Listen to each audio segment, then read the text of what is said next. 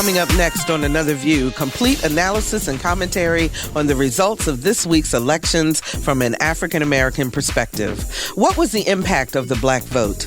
Locally, were there deliberate efforts to prevent African-Americans from voting, as some have claimed?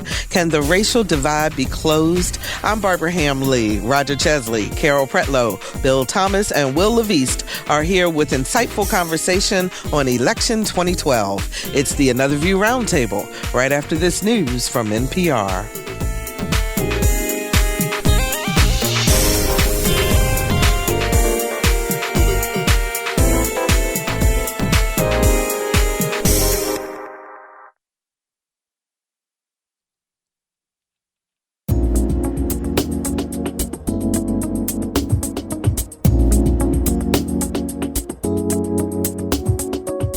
Discussing the issues and celebrating the successes of the African American community. This is Another View.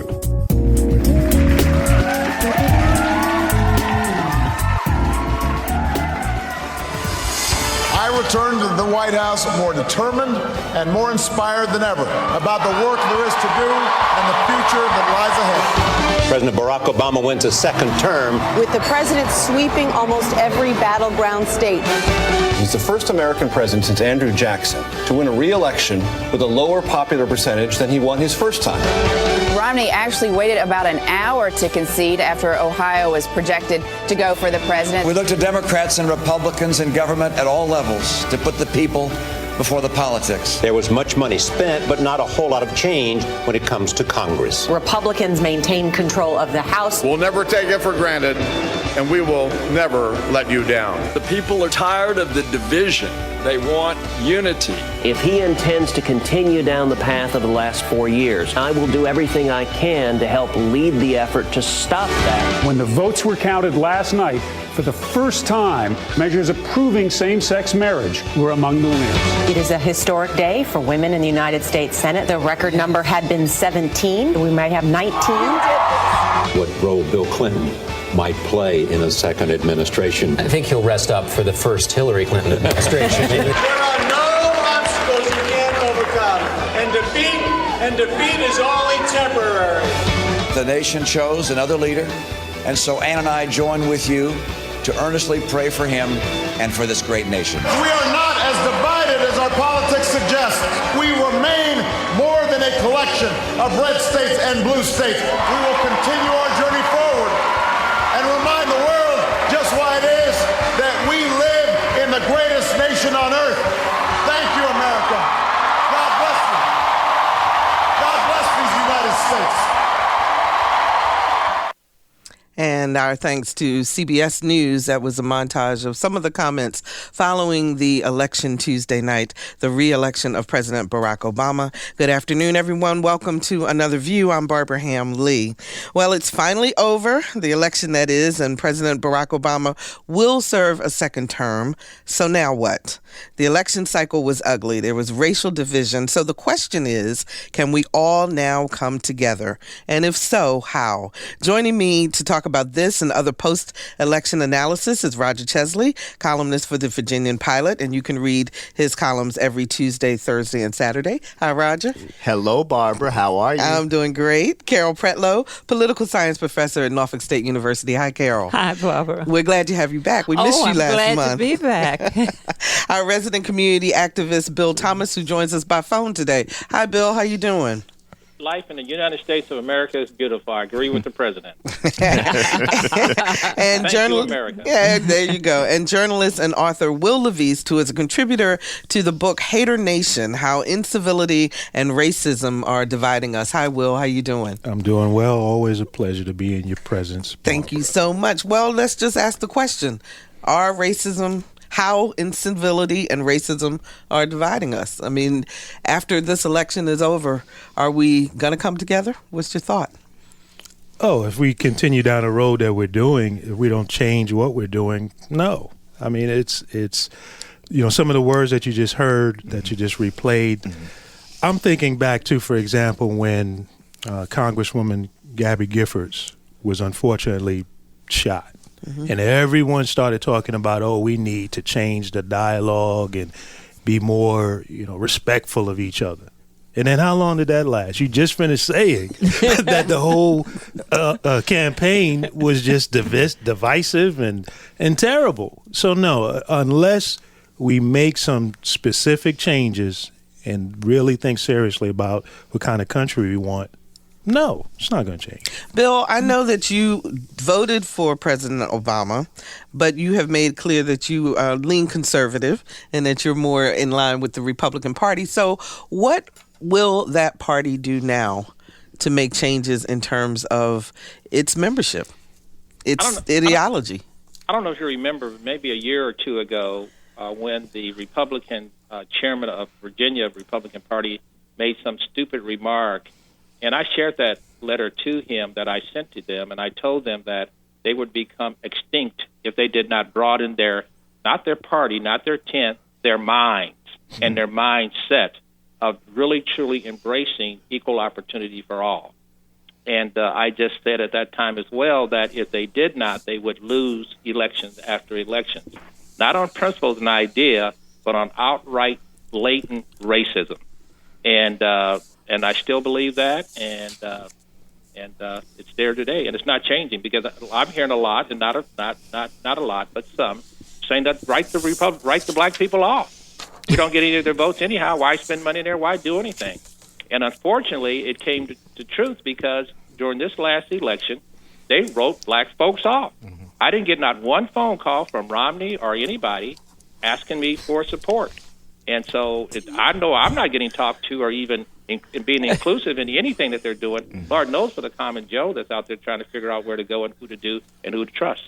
But Roger, when you hear things like this Virginia store in Bedford, Virginia, that closed for a day to mourn the election of Obama. I mean, when you hear things like that, does it give you hope that we get past this racial divide in this country? Well, it doesn't give me a whole lot of hope. First of all, the store owner can do whatever he wants. That's the power of owning what you do and owning your job.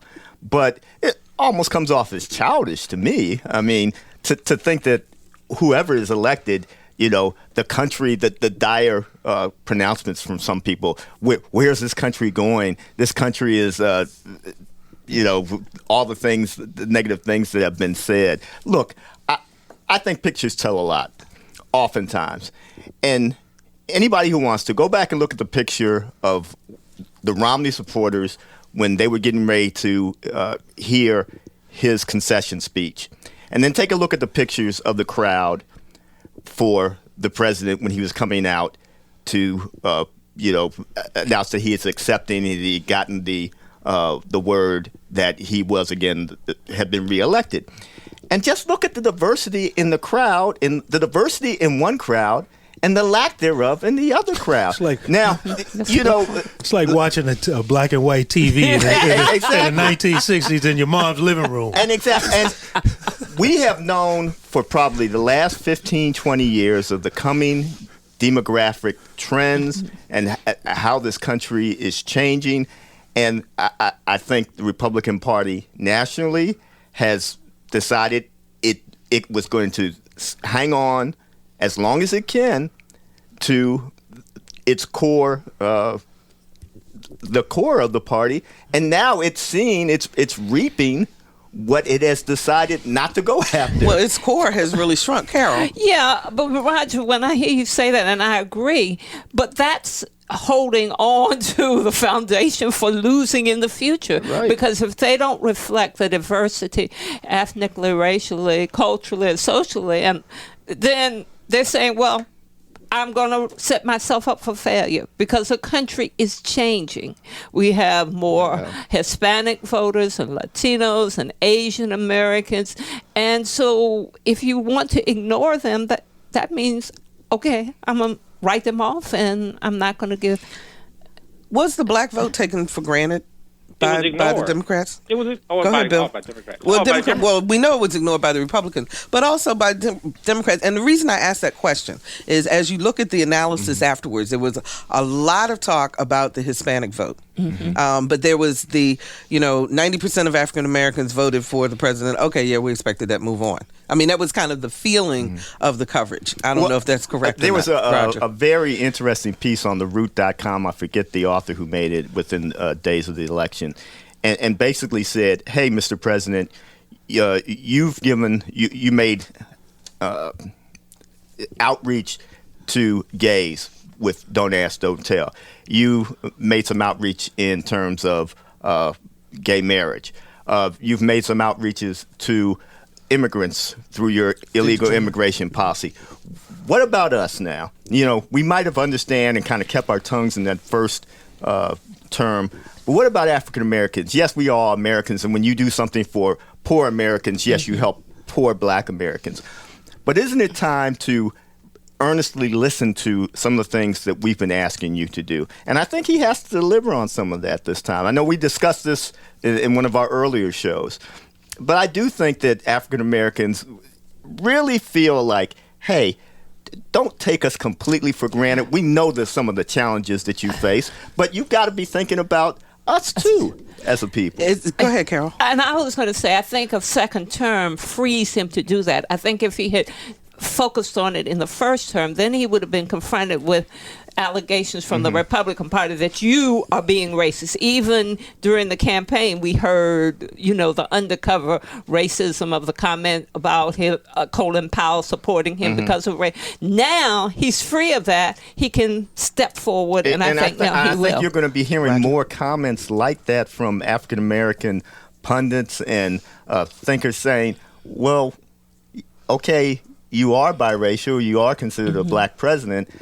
Are you thinking about us too? We know we usually vote for Democrats anyway, but we're one of the most loyal constituencies. Shouldn't you be formally addressing very loud, using your bully pulpit to deal with some of those issues that involve us? It kind of reminds you of a comment that I heard on one of the news shows where a voter was asked about Jesse Jackson Jr., who did not campaign in Chicago, but that was expected to win. Well, he's got some serious issues and he going does have on some right serious now. issues. But what the voter said was, at least ask us for our vote. Don't make the assumption that because you're in office, because you're African American, that the African Americans are going to vote for you. I mean, it feels to me like in this country sometimes that there is just this automatic expectation that because your skin is brown, that's the way that you're going to vote. Well, I think some of that is there, but I think that the Democrats' ground game and getting out the vote was very strong. It did not take the African American vote for granted. I think, for example, if you gauge with us being in the media, and I know on my show, which is on another network, they were very aggressive in getting people on the show, of which I talked to a majority African American audience, though it's a broad listenership. With the Republicans, it was like pulling teeth, trying to get some balance and trying to get them on the show. I was on your show. Yeah. Okay. and you were very good on it, by the way. But the point from the national office, from the Virginia Republicans, I mean, it was like pulling teeth. So to Bill's earlier point, it was a total write-off. And the bottom line is that if you look at the numbers, some numbers here, in 1972, the majority of people who voted Republican, 94% was white, 4% was non-white. In 2012, 89% white, 11% non-white. For the Democrats, 72, 84% white, 16% non-white. This year, 54% white, 44% non-white. The Republican Party, if you're a Republican as Bill is, you got to come to grips that you are basically a member of the grand old white people's party. That's what it is. And as he said earlier, they've got to see the demographics changing and make an adjustment there. Well, Bill, but your buddy Rush Limbaugh and others say, well, we've got Condoleezza Rice and we've got Herman Cain and we've got others who are African American. We're not exclusive. How do you respond to that? They got Condoleezza Rice is a very fine, intelligent, smart, cute lady, but she is actually being helped by the Republican Party, and good for her. And all the other ones, they're elitists. I mean, they're good and modern and rich citizens just like everybody else. So that's not talking to the grassroots. Now there is hope. Scott Ridgell is one. we invited all the candidates to our campus, and from Barack Obama to Romney to their wives to everybody. And your campus, Hampton University. Yes, that is correct. Mm-hmm. And the only ones that would even respond, actually, the Republican party's Romney didn't even respond. But Scott Ridgel did. There's new, young, I guess, not slavery mentality, modern politicians in the Republican Party, a very, very few, like Scott Ridgel, is going to be looked toward leadership. In fact, I plan on getting with Scott because now the Republican Party in Washington is now calling me and asking. I'm not going to do anything, but in terms of trying to help them understand this, other than from a standpoint of Scott Ridgel. And you remember, Bill, guess who was on my show? Scott Ridgel. He's the only one. He did come to Norfolk State as well, and we do have a young Republicans Party there, which has contributed to some of the classroom discussions that we have had. We have had Political Action Friday, in which some of the members of the Republican Party have come. Mm-hmm. So I think there is some hope, but they got to do a lot of work. So, Carol, from a political science perspective, is it the young people now? I mean, will some of this die out as people get older? I do think the hope is with the young people, but you have to expose them to the party itself, and the party has got to make some overtures, because my understanding from the perspective of Norfolk State that we made the same overture to Romney. He never answered. He never came forward. But and the young people notice this. So we've got to... So why do you think that the Republican Party truly believed that they did not need anyone else except white people? Well, it's leadership. It always gets down to leadership. But I take issue with Carol and what she said with regard to Democrats taking blacks for granted and President Bush not taking on issues that may hurt his candidacy. If the Democratic Party is truly as fair as they want to be, there was no issue in trying to help African Americans because those were his constituents. The Republicans are not going to vote for or against him with regard to that matter or even talk about it because he helped the gays, he helped the people who want to get married and the same sex and all that stuff. He took all that on the chin. He still got the war going on in Afghanistan for whatever reason. He didn't close the prison in Cuba, like he said he was going to do. There's other issues, but most importantly, the issue that I've talked about on your program from time to time is the fact that the minority institutions of higher, the HBCUs, are getting hit hard. 14,000 HBCU students were turned away from Norfolk State and Hampton because they couldn't get PLUS loans. In terms of looking at Title IV with Upward Bound and Talent Search, which is trying to reach out in the community and start preparing our babies so that they can be prepared to go to college, those programs have been reduced and it's been shifted to the Hispanics. So I got to say, Mr. Obama, what about that? And why aren't the Democrats saying or doing anything about that? And to say that he didn't have the nerve or the leadership attention to do something about it, to me, is perilous. Anybody want to respond to Bill? Well, as a half Hispanic, I don't have any problems with Hispanics getting or anyone getting what it is that they are supposed to get. How about black people? Yeah, but not at the expense of black people. But you all are talking about you're missing a real issue. The real issue is that we have a problem historically in this country in regards to race, and we try to play groups against each other. Mm-hmm. And we need to, as I've said before on this show, we need to be serious about where the country is going and how we are going to interact with each other. And that's why it's very important that we look at where the institutions at that our people, our citizens learn how to interact with each other. One of them is the schools, one of them is the churches, the other one is the home. We have to put into our schools education regarding not anti-racism and how are we going to interact with each other. Because you talked about the hope being with the young people. Well, if you gauge what happened at Hampton-Sydney College or in Ole Miss, no, the hope isn't with young people because white privilege is still prevalent.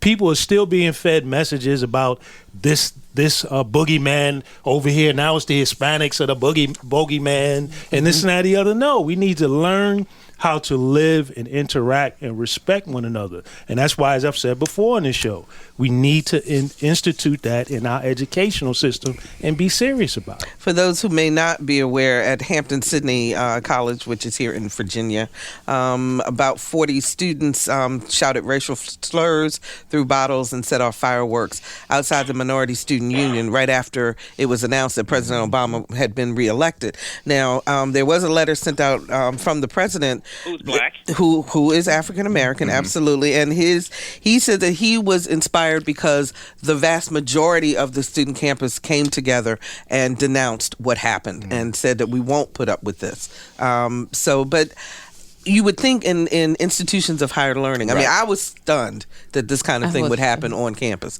Carol, yeah, I was too, because I thought that, and I guess I live in the intellectual ivory tower, that I thought that... You do. Yes, you do. Oh, yes, shut up. Yes. It's real high. The air is real thin up there, too. That here are a group of people who are not only very intelligent, but they are challenging the status quo and willing to explore and examine and come up with consequences and results that may be very different from their parents and their grandparents, And so they learn from history. They take history, they understand what happened. And so I thought we had progressed beyond that. But I think we should be careful about...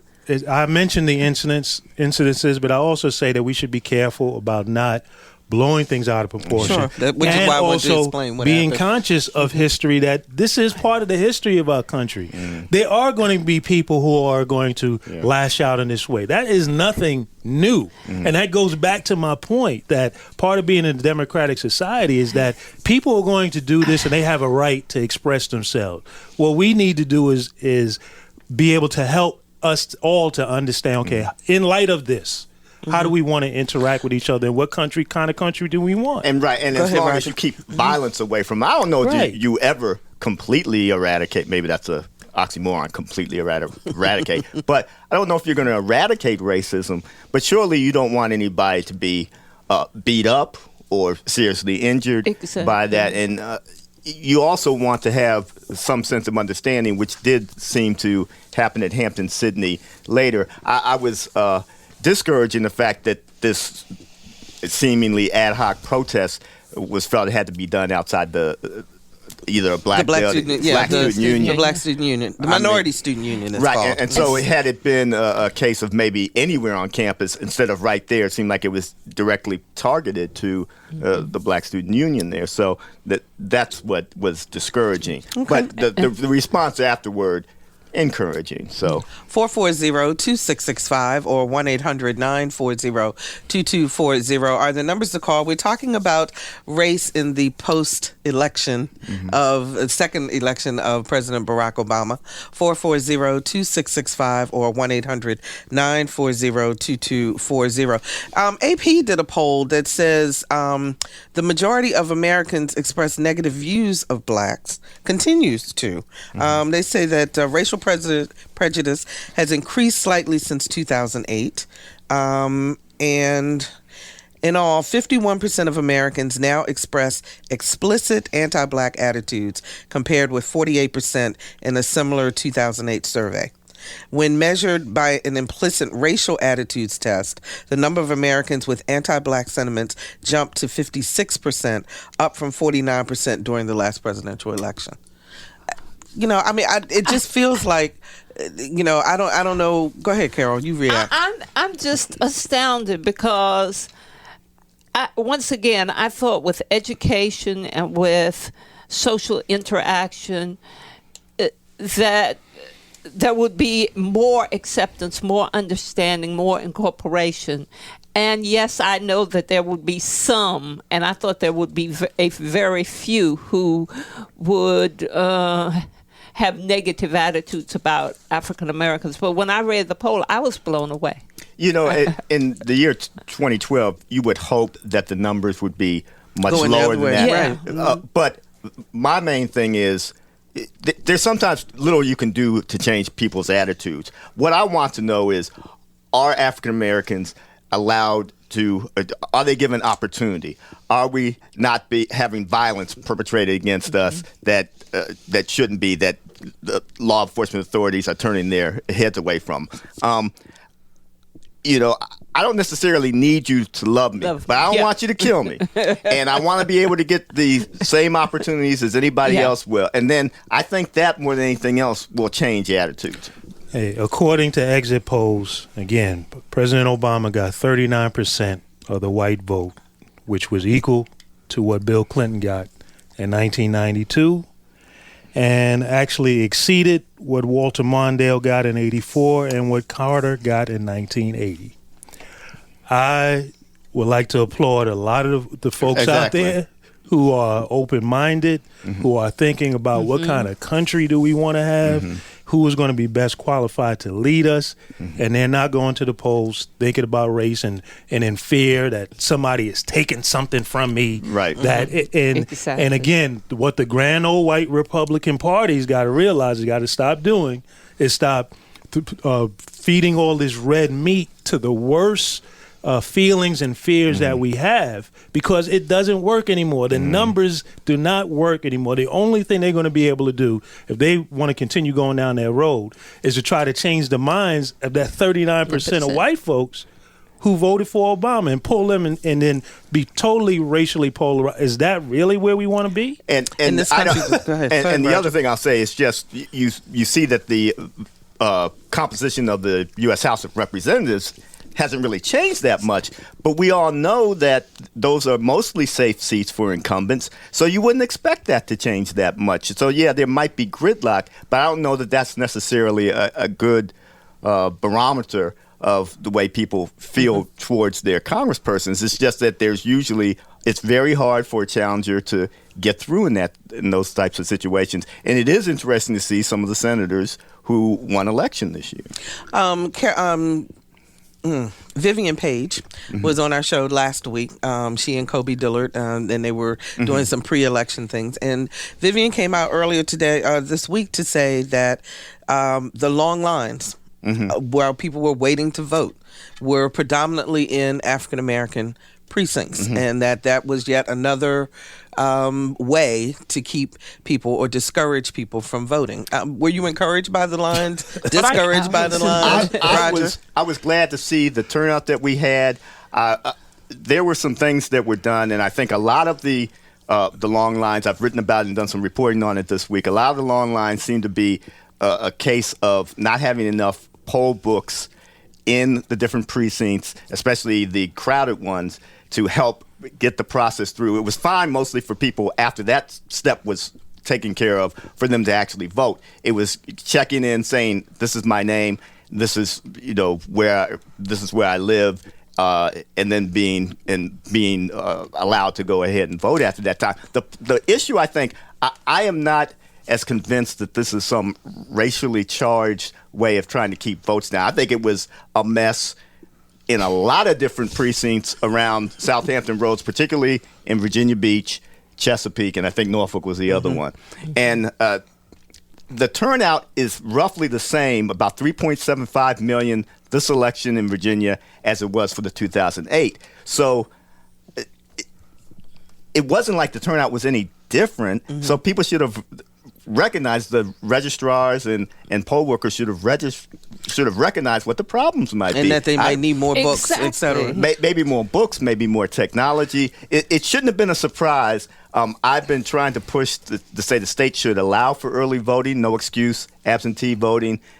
We're one of only a handful of states in the country that doesn't do that. About 2/3 of the states do, 1/3 doesn't, and we're in the 1/3. Again, we're pulling up the rear again. I'm not surprised at all about long lines. Again, we have a systemic problem in our society when it comes to race and where people live and how they get treated. Look, I don't want to demonize any particular food chain, but if you go to certain stores, certain national chains in a black community, there's going to be long lines, as opposed to you go into a white community. Come on. So why you? This is part of the systemic problem that we have, that certain groups of people are valued over others. And until that changes, we shouldn't be shocked by long lines in a predominantly black community. But I'm saying there were long lines in other. There were problems regardless of the racial composition of some of the communities this time. I mean, I'm not convinced that this is some ploy to try to keep us from voting. I think it was just tough for a lot of voters around Southampton Roads to vote this time. Bill, you want to jump in on this? Yeah, I mean, the lines in my mostly white neighborhoods were around the building in the early morning, and I left and went back, and they were still around the building. So I don't think that's the issue. But I did want to make one comment with regard to what Roger has said about there's no physical violence, white folks on blacks, and that's this and that and the other. But there's something worse going on. Our schools, some of our public schools by zip code aren't passing 70% of African-American young men that are coming through our school system. We have no economic viability, just what just mentioned by Will. I mean, those are the issues that are problematic to what's going on. We have no appreciation, to the most part, in some of our communications about family and education and morals and values, including education and those kind of things that we need to focus on. We're not going to go anywhere. We are an endangered, in terms of politically effective community in the United States of America. And Will, in terms of what we have done to make America what it is compared to what some Hispanic, I mean, we're just higher up on the feeding curve where we should be looked at with some respect. We are not respected, but I just see all the fundamental things that are wrong that Democrats aren't helping us with, and I'm going to keep on nailing this down until we understand it. Mr. Obama, 14,000 African Americans who attended HBCUs last year could not go because of the financing that you have put in place. I mean, that is just what's happening. Are the opportunities for us to teach our young kids with Title IV programs, that money was snatched and given to the Hispanics. I mean, this has got to stop. Carol, did you want to? Excuse me. They're saying we need to take line 4. Terrence is calling us from Virginia Beach. Hi, Terrence. Yeah. You're on the air. How you doing? Okay. I just want to join in on the conversation. I voted for, President Obama twice. The first time I was really enthusiastic about it. And the second time I brought my wife and my 2 kids. My son voted first time for his first time he voted. And he attends Norfolk State, and he was really enthused. I can tell you that I voted, but I wasn't enthused because you all talked about votes being taken for granted as Democrats, and I kind of felt that way because I didn't see a whole lot what the president did for us on the first term, but I understand what he's up against. And somebody said in your panel about maybe he'll get to do something for minorities, particularly blacks, on the second term. But, when I look at his administration and I look at Bill Clinton, I don't see a difference in how many minorities that he's appointing in some of those cabinet positions as would a non-minority person would do. So I think we as black minorities are looking to say, hey, okay, this is why we stood in these long lines. We don't want anything preferential, but we want to show you that, we do make a difference and our vote counts for something. And this is what I'm looking to see from our president, that our votes count for something. Okay, Terrence, thanks so much for your call. Go ahead, Bill.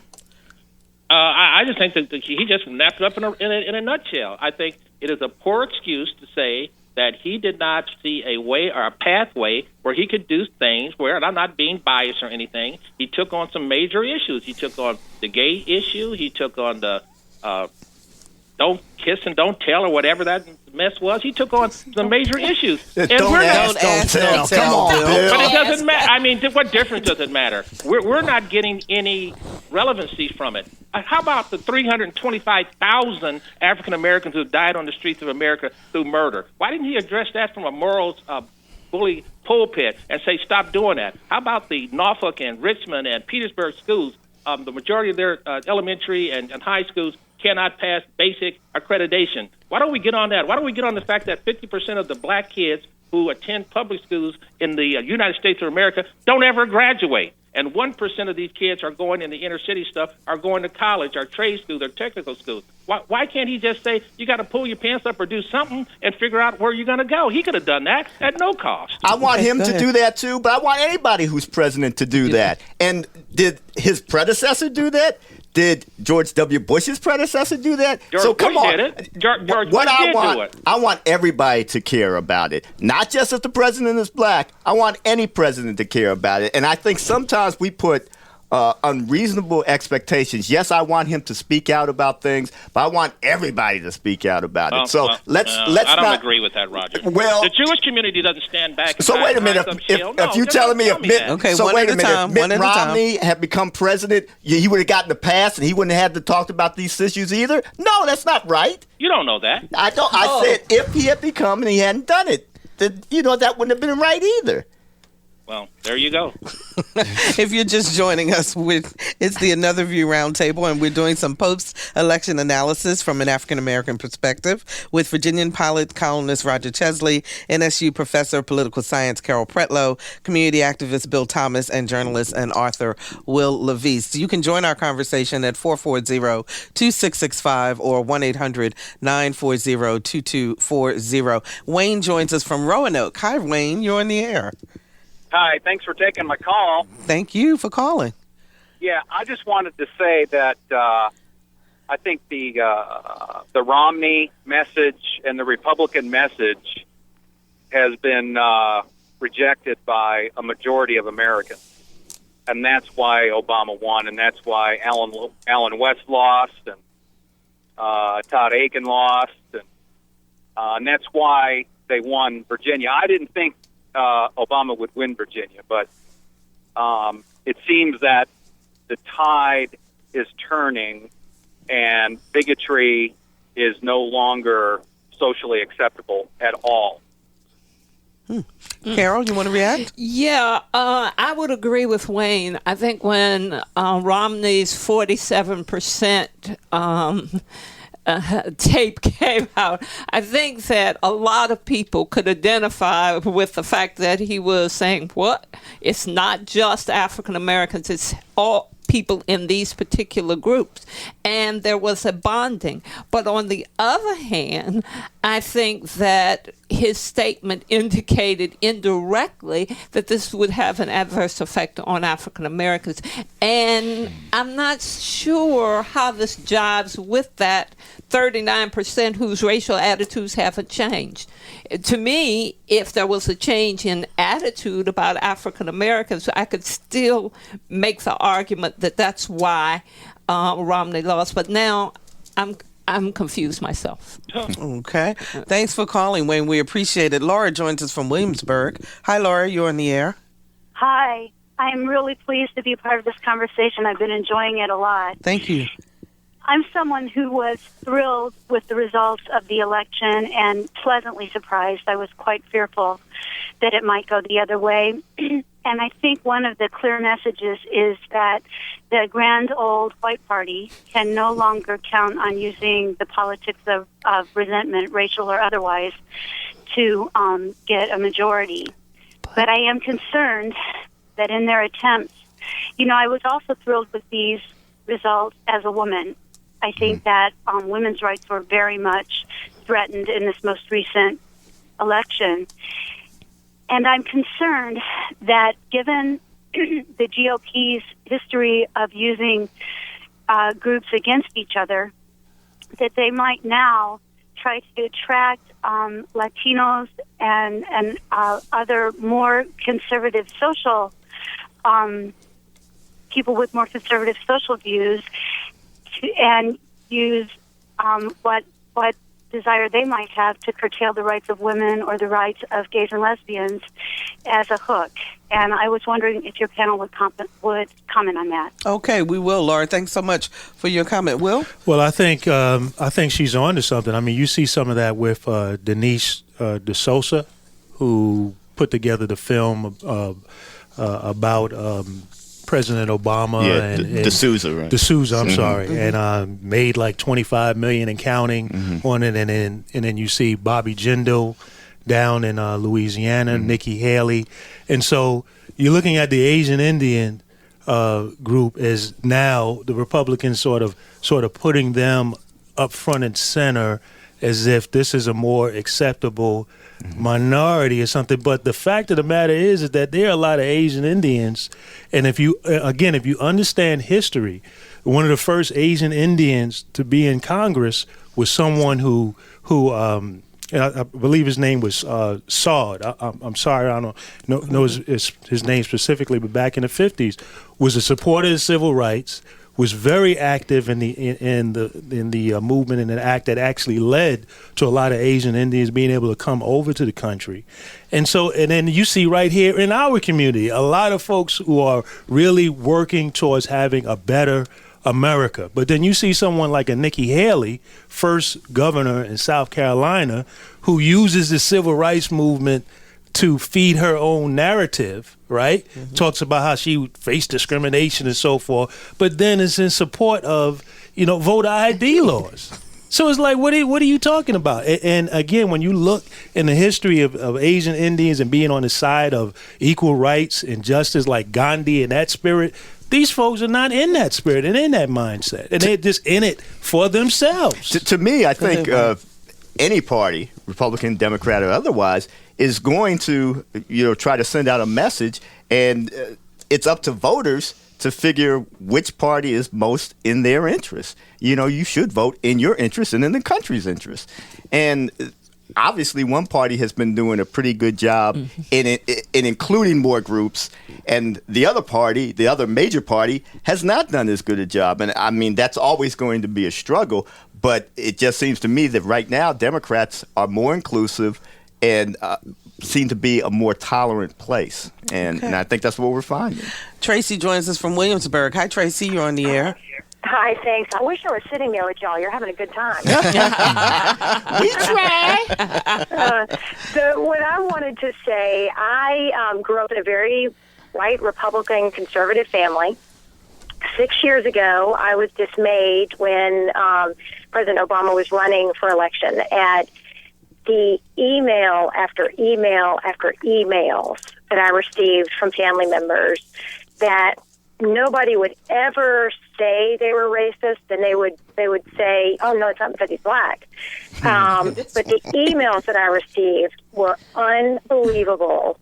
And then, unfortunately, it started back up again in the past 6 months. And since the election, it's unbelievable at the emails that are coming out again. It's extraordinary. So I think the gentleman. Hello? Hello? Oh, we lost her. Oh. Yeah, I'm trying to get her name. Oh, God. I think she was probably, I'm going to guess that she was probably saying something along the lines of, she's not so sure that we are so much racially doing better now because of some of that. And she probably has a point, at least. It's amazing what you say when nobody else is listening. So, well, actually, that's part of the AP poll that I was talking about. Yeah. They talk about the fact that they did testing online because you get a different response when you're talking one-on-one. Right. It's easier with that anonymity for people to say what they really feel than it is speaking one-on-one. I have a question for you all. Do we have another call? Okay. Tracy's back. Tracy, we got you back. Hey, Tracy. Yeah, I didn't like what I was saying, so you threw me off. No, we didn't cut you off. Go ahead and finish your thought. Well, you're exactly right. I was still listening to you. When people aren't listening, and I don't think it's not widespread, but it's still there, and it's very disheartening. If I voted with my pocketbook, I'd vote Republican. Period. It's in my best interest and my family's best interest for very, very fiscally conservative policies. I just happen to live in Europe for many years, and I vote a lot more often with my social conscience. But it's amazing that people will resort to saying someone is not a Christian, or that someone's not a good person, or the whole country's going to hell. But excuse me for cursing. That's okay. That one is allowed on the air. I hope my mama wasn't listening. But they resort to that when they think it's okay, but really it is thinly veiled racism, pure and simple. And I can tell you from the other side, and people who are racist are going to be a lot more open to people who they feel might possibly share their points of view. Yeah, that's true. Tracy, thanks so much for the call. We really, Thank really you. appreciate it. You know, we don't have a lot of time left, and I want to ask each of you a question. Or I want to ask a question I want each of you to respond to. If the Republican Party came today and said, Bill Thomas, tell me one thing that we can do to become more inclusive, particularly of the African American community, what would you tell them to do? I would do the same thing that the young lady just said. Just explain that they're going to deal fairly and honestly and deal with economic issues and interests and do it fairly and honestly. But listening to that young lady, if your mind doesn't come into with the right percepts, then you're not going to be successful. Then just on flip it and I'll just let it go. The Democrats aren't doing any better. Our communities are still poor, more people on welfare, more murder and outrage, and so we're just left out. So I would go to both parties and say, are you going to be fair? Good point. Will, what would you say? Reject the Dixiecrat wing of your party. The Dixiecrats were the former Democrats who fled to the Republican Party after the Civil Rights Movement. Reject that, right? Tell the truth, as Bill was just saying. And again, your leadership, a lot of this feeding red meat to racists, it's not even so much that they believe in the ideology of racism. They're doing it to get votes and just to get power. And I'm saying reject that, because what you're doing is you're pulling the country you really down. believe that they don't believe what they're saying? A lot of them don't. I would even go as far. A lot of them. I would even go as far as to tell you that Rush Limbaugh, a lot of the stuff that he says, he doesn't even really believe all of what he's saying. He does that because he knows there's a constituency out there that wants to hear it, and he can get paid doing it. Back to the economics. Exactly. Carol, what would you tell them? I would just say it's like Bill Clinton said, it's the economy, stupid. Look at jobs. Look at economic development. Look at what this means in terms of our international and global relationships. It is the economy, stupid. Okay, Roger, what Stop would you tell them? demonizing people who are not in the majority. Stop demonizing black and brown people. Stop demonizing poor people. Look, if there's a feeling that you have someone's best interests at heart, they will listen to you. If there's a feeling that you're always smacking somebody down, they don't want to have anything to do with you, and there's nothing you can say that will be taken seriously. So I think that's got to be one of the first things. And then maybe some of those economic issues will gain some traction.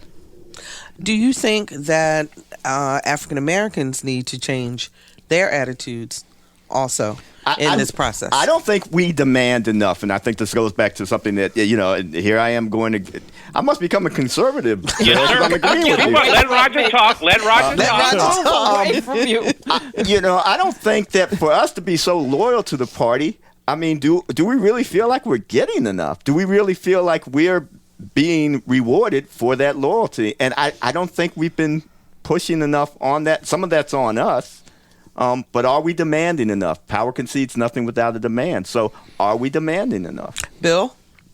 Roger, Same question. Ditto. I mean, if we did anything, and maybe that's what's going to happen. I see that happen. I have a very, very good dear friend who was my enemy for a long time, I think, in perception. That's Gayleen Knowlton. Mm-hmm. We have now become friends. We agree on some things. We don't agree on the same things. But the things we agree on, we cooperate to make it happen. And I see with Roger, I have involved in this program. I know I'm probably going over too long. I have involved by listening to Roger and Will and everybody, and Barbara and Carol. Everybody.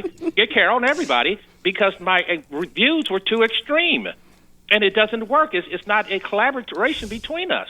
So I think what Roger's hitting on something with everybody else. We just need to figure out what's in our interest and collaborate to get it done. Okay, now don't get too inclusive, because then we won't have enough tension on the air. Then I'll say this. I'll make sure, because I'm not going.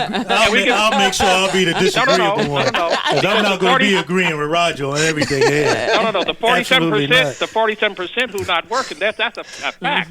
We got to get those people going. No, you're right. You're right about that, Carol. Yeah, I don't want to be taken for granted by either party, and I particularly have a an issue with Democrats about just assuming that we will automatically support them. They have to step up to the plate, do something, and make sure that there's some gains that we can legitimately say, yes, here it is. This is the percentage of people that were helped by this economically, educationally, and in terms of entitlements as well. Okay, so real quickly, if you were the president today, what would be and you decided to pick an African American agenda item, what would it be? Jobs. Anybody else have anything else? Education. Law enforcement. And our place in the criminal justice system, that, why are we what is the pathologies that are keeping us so much of the people behind bars or in the courts? Carol? Jobs. And what would you do about them? Well, first of all, I guess you cannot separate them from education. So train people not only for the lower income type jobs, but middle income and upper income jobs, and make sure that there are resources available for that training so that people don't come out of college owing $50,000, $60,000. Okay. Yeah. And on that note, ladies and gentlemen, we are out of time as usual. I want to thank our callers. We apologize to those of you that we could not get to, but you can go to anotherviewradio.org and post your comments there. We'd love to hear from you. Or go to our Facebook page, Another View Radio. We appreciate it, Roundtable. Thank you as always. Thank you, Barbara. We will see you again next month, and we'll have insightful conversation. Bill, will you be back with us next month? Yes, with the freak. I will definitely will, and God bless this wonderful United States of America. Amen. And we will be right back.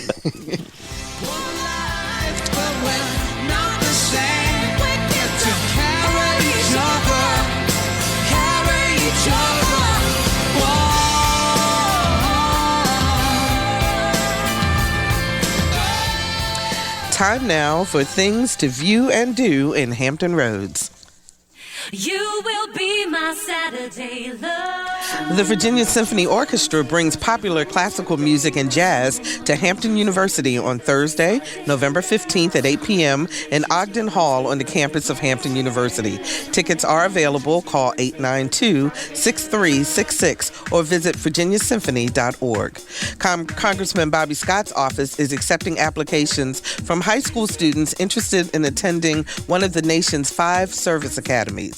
These academies provide a full 4-year scholarship, after which cadets or midshipmen are commissioned as junior officers with a 5-year commitment to serve. If you are interested, call 380-1000. The deadline is Friday, November 16th. You are invited to attend the Family Reunion, Reconnecting Values, Visions, and Victory Conference on Saturday, November 17th from 9 until 1 on the campus of Norfolk State University. This one-day conference focuses on strengthening the family. Call the NSU Women's Economic Development Center at 823-2650 for more information. November is National Family Caregivers Association Month, and in celebration, you are invited to attend the Circle of Care Across the Lifespan Family Caregiver Conference on Saturday, November 17th from 9 until 1 at the Norfolk Public Health Center, Southampton Avenue, Norfolk. The event is free. To register, call 683-8836. And finally, the Franklin Southampton Historical Society is hosting a bus tour that will retrace the route taken by Nat Turner in the 1831 Southampton slave insurrection. The tour is also Saturday, November 17th, beginning at 10 a.m. There is a cost. Call 653-8605 for details. These and other events are on our website, anotherviewradio.org. When you visit, also check out podcasts of other Another View programs. All of our shows are available for you to download. Next week, a conversation with President Abraham Lincoln. Should be a great discussion. For producer Lisa Godley, audio engineer Perry Smith, Eric Moore, who answered our phones, I'm Barbara Ham Lee. Let's get together again next Friday at noon for Another View.